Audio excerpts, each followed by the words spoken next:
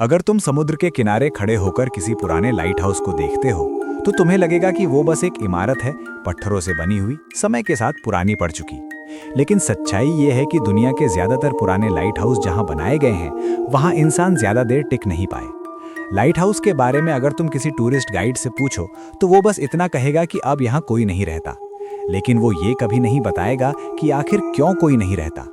पुराने रिकॉर्ड बताते हैं कि इस लाइट हाउस में काम करने वाले ज्यादातर लोगों की ड्यूटी कभी पूरी नहीं हो पाती थी।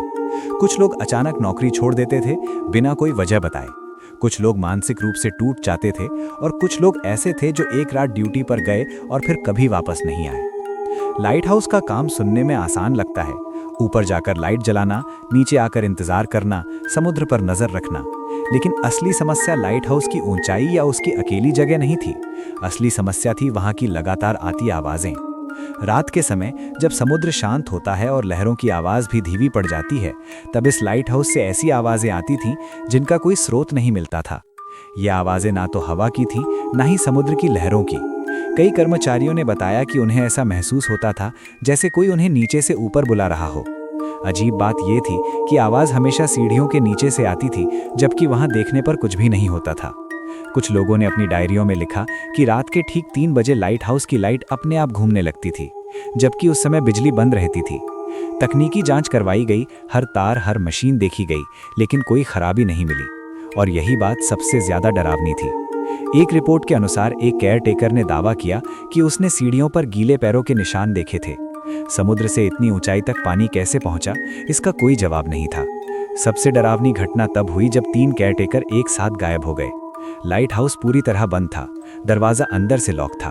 ऊपर लाइट जल रही थी, घूम रही थी, लेकिन अंदर कोई नहीं था। उनकी डायरियां बाद में मिली। आखिरी पन्ने पर सिर्फ एक ही लाइन लिखी थी, लाइट हमें नहीं दिखा रही, लाइट हमें बुला रही है। इसके बाद सरकार ने इस लाइट हाउस को सार्वजनिक रूप से बंद कर दिया। इसे नक्शों से हटाया नहीं गया, लेकिन यहाँ आना मना कर दिया गया।